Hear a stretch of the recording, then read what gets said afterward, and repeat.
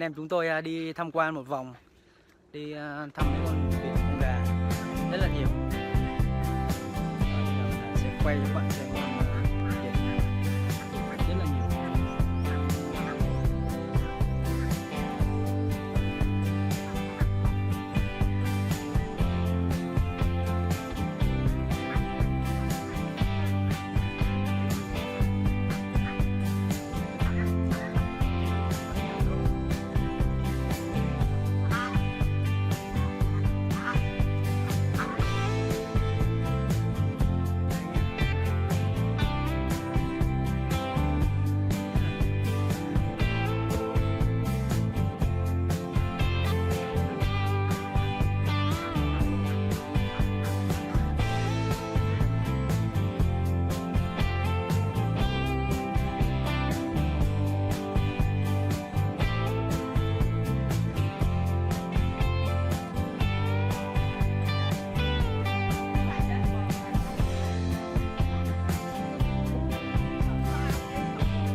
Quan xuống đây hả?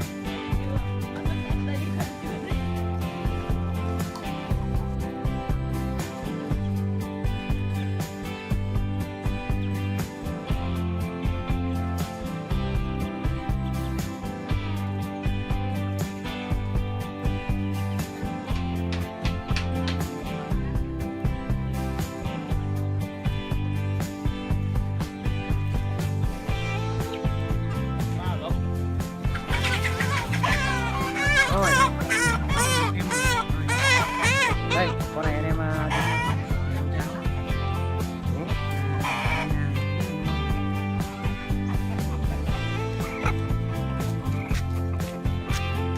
Con này nuôi lâu chưa? Tháng mấy?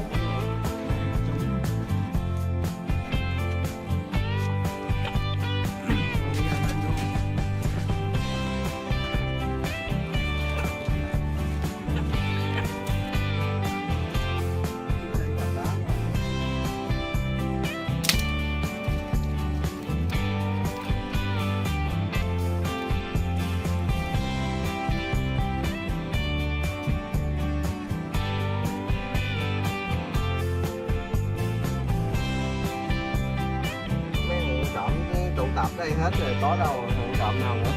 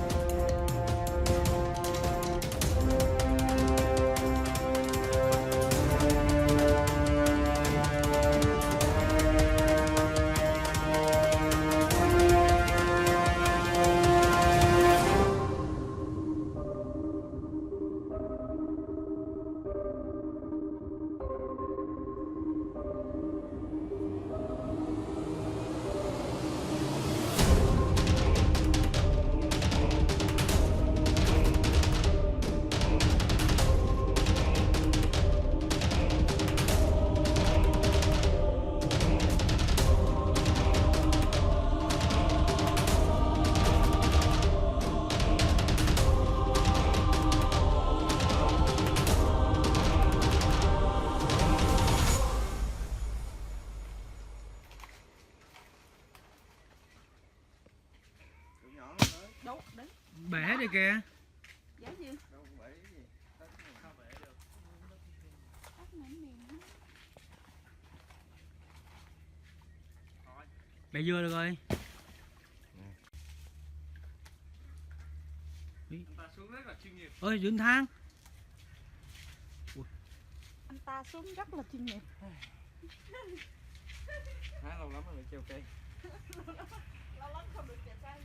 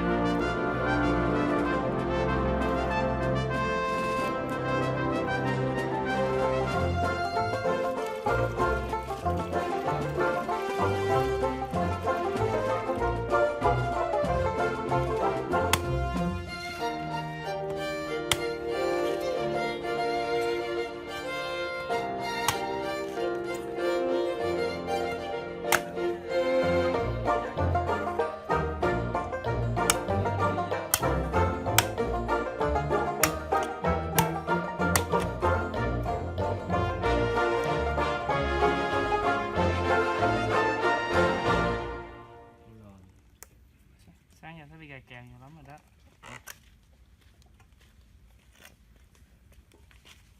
Gài chai thế nào rồi là giả ra. Mặt phát về BD nè.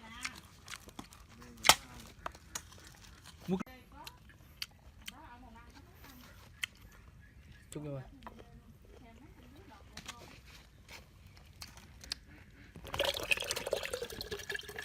Đưa tiếng đầy đi. Bỏ đá nó đầy.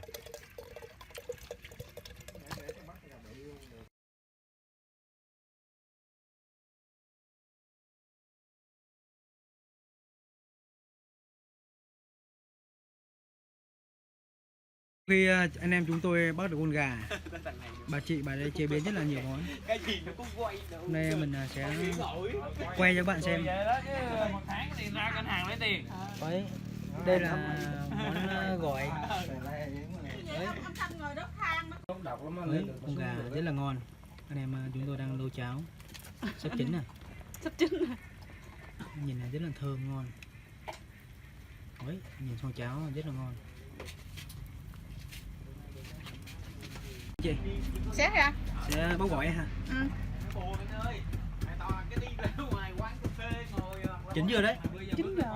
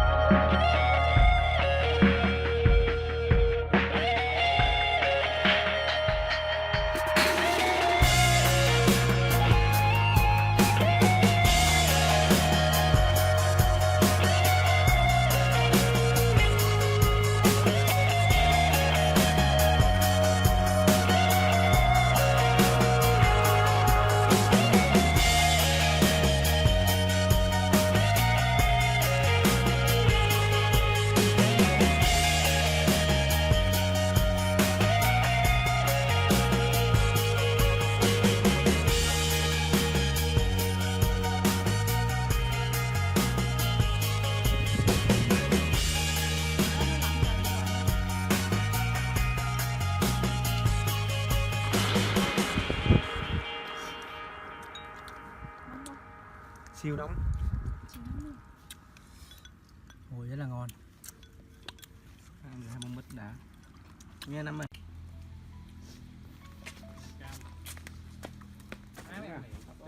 Xong bộ Chân đây nè. Nó muỗng hả? Xong bệnh Chân bộ Chân đây nè. Nóng muỗng. Alo. Lâu cũng nhớ 500.